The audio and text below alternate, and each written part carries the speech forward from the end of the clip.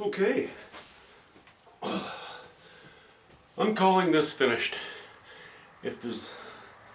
Oh, look at me again, eh? Okay, don't look at me. I'm calling this finished. If there's something else that I want to do to it, I'll do it later. I'm going to live with it for a while. There are, as always, a few things that I think, oh, I could touch this. I could define this more clearly. I could break that up a little bit.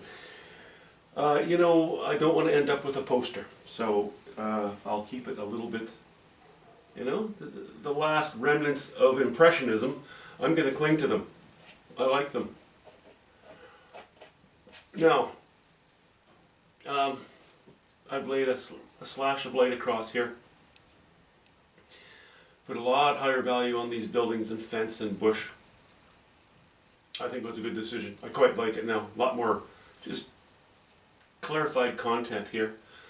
Clearly our focal point is in here. Focal area is here. And then we have sort of an area of interest as well. It's more supportive than anything. I'm still in my happy place because I still managed to have something fairly important on the upper left. Swept down, or rather sweeping up, I suppose, to this area, where the moisture disperses and it becomes fairly hazy off the top of this cloud. Now we look under that cloud and we see the shadow of the backside of that cloud. Sort of a concave underside of this cloud, or part of a cloud. This is obviously just the extension of something that's over here, and will probably get stronger and thicker down here, as noted by the more shadow on the right hand side. Then we drift off into the distance, and this cloud is not just here. This is not the only cloud in the painting. As we go further back, we'll have other areas of a cloud in behind this that, as you can see, don't break until we get down here. And it's still even a little bit cloudy down there. This is all kind of hazy. Way off in the distance, there's a thunderhead. And our light is coming from above us, but fairly low light. It's shining, it's behind us and above us and to the right. So it's shining down to the left, and really, really more like this than anything. As we can sort of see through the high humidity, the sun is catching the bottom sides of that thunderhead and reflecting. As you'll often see, it goes gold and even a little bit orange sometimes. That's why I've gone with the orange here. It's a sky is an ethereal thing. As I see it, I'm standing on a piece of land.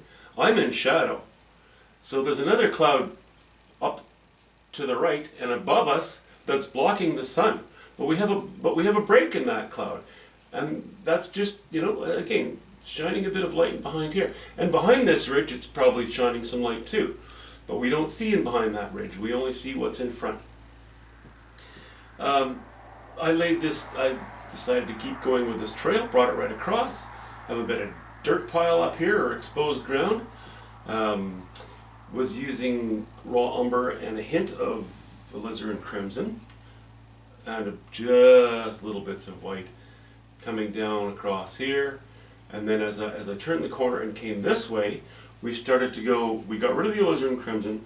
We went to raw umber and ultramarine blue, so that we could go sort of to a bluish, a gray to a bluish gray that is more sort of compatible, not compatible, but more in line with the greenish grays that we see climbing the edge of the path here. Lower value, lower chroma, less important. That's what I was after.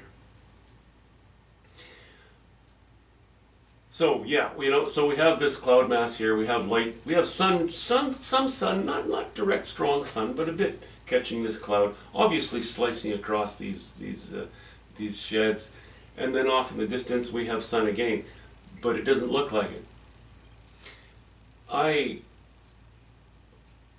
This was already probably a dozen years ago or so.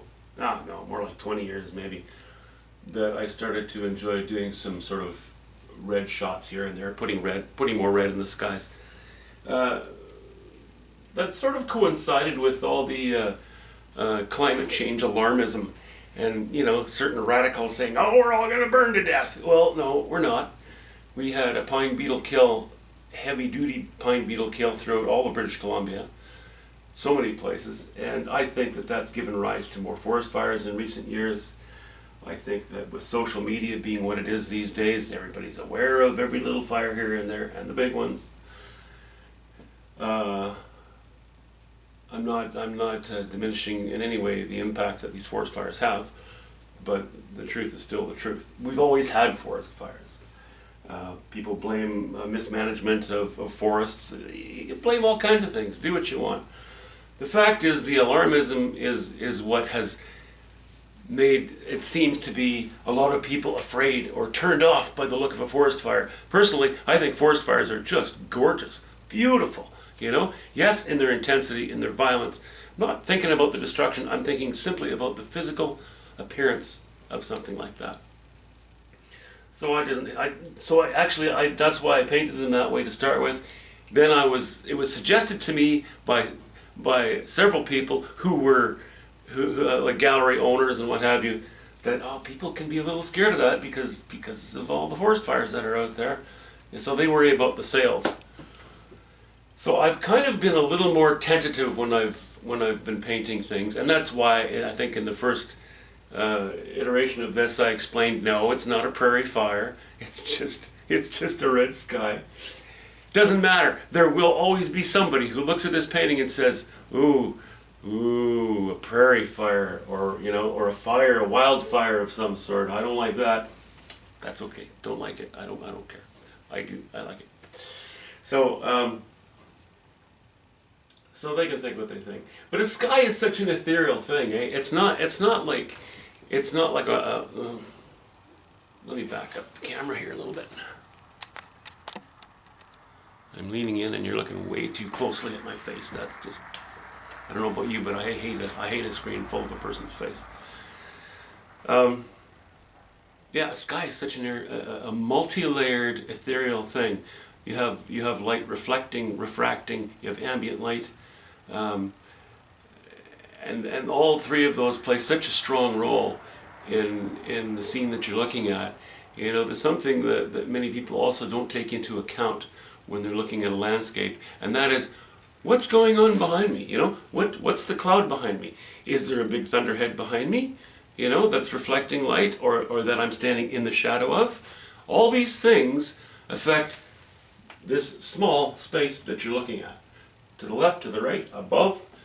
Weather's an amazing thing, and it affects every aspect of the handling of light on your painting. Now, I'm an impressionist. I don't worry too much about, in fact, I worry very little about accurately reporting things. What I'm trying to do is arrive at an attractive article that speaks in some way to the viewer, the way that it speaks to me.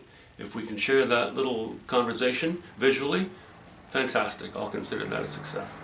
If we can't, that's okay, because everybody and every piece of work that you see, it's all subject to interpretation. It's subject to taste. That's all good. The reason I'm blithering on like this about light, handling of light, is one of my I don't know if it's a subscriber, but there was a person in the comments, Doris, I believe, had wanted me to clarify a little bit about the handling of light here. Because I had said this is not a prairie fire, why then, if my light's up here, have I also have this intensity down here? Oh, I don't remember the exact question, but I think I covered whatever the question was with my blithering here a moment ago. I hope that works for you. Don't forget that it's important to imbue yourself into the painting. Use your imagination. It's one of those things that like when I was a child, storybooks, the illustrations in storybooks, and in fact the story itself. When something was dark, it was always blacker in your mind than it really was. If something's light, it's more intense. If something's tall in a fairy tale, it's taller. Hyperbole is a big deal.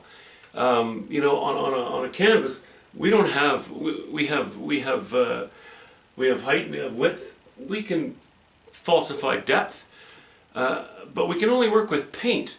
We don't get to work with light. You know, we can work with white, but not light.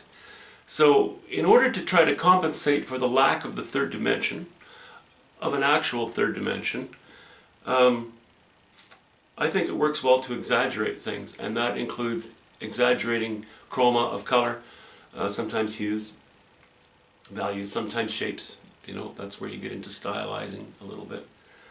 I like it. It helps to keep the painting alive, and I'm very happy for somebody who interprets my work differently than I do. That's just fine. I love it, actually. It's, you know, that's the variety. The variety, not just in work, but the variety in the viewers, in all the different people on Earth, you know, with all their different sort of points of view and ways of seeing things. It's fantastic. It's a great mix.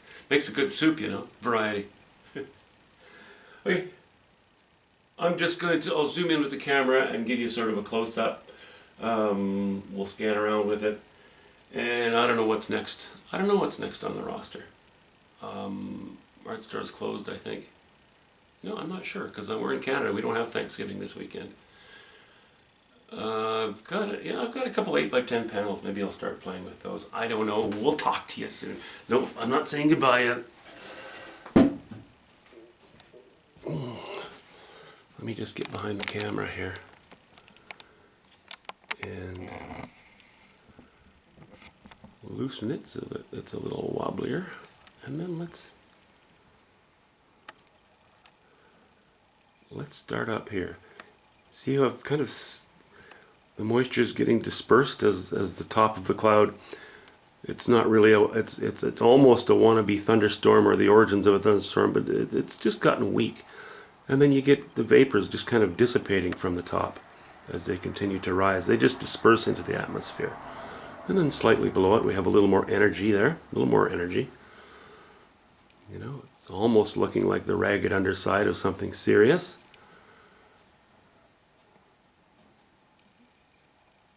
And then we go down there and we see off into the distance with different shapes and tones. Okay, let's back up. I continued that sort of vaporous look by scumbling over the blue. The blues were just too strong on that whole area. I needed to break it up.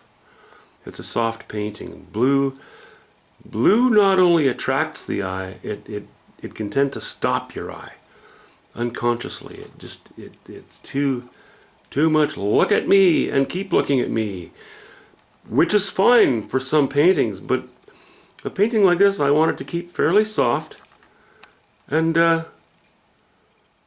so I needed to mute that blue a little bit. There's a little left, but not very much. See, we're already, that cloud, that top of that cloud, that's another set of clouds that's a little further away, and it's not catching sun.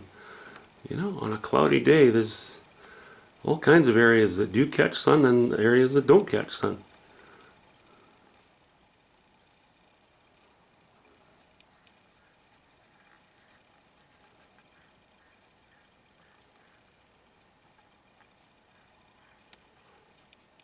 And I always do enjoy that. A splash of light. Pretty much direct sun. You're not seeing much in the way of shadow on these buildings anywhere because the sun is mostly behind us and above us. It's not a noonday sun, it's a late afternoon sun, maybe even early evening.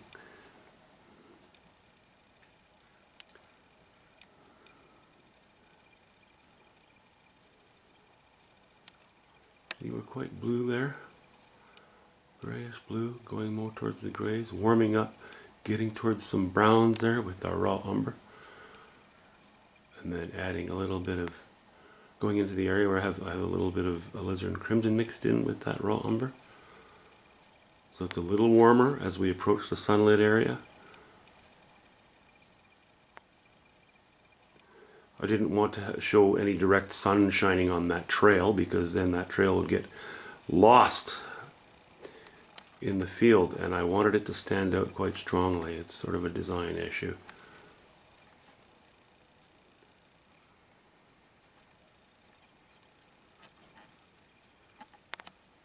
Okay, so that's it for that one. I like it quite a bit. I did not, I was thinking I would actually, once I had put some more light on these buildings, I was thinking I would punch this up a little bit more, and I did. But I added a little more white, a little raw umber, very little yellow ochre, and scumbled the remainder of these streaks in, the highlights. I used a very dry brush. I did not have much paint on that brush at all, and just slowly worked my way through it. Had I gone and played all my cards and used titanium white and yellow ochre, that really intense white, this would become too strong again. This is secondary, that's primary now, so that's why I did not go much stronger in the cloud. This has to support this, this does not support this. Okay, I'm going to wish you a great rest of your weekend. Talk to you next time.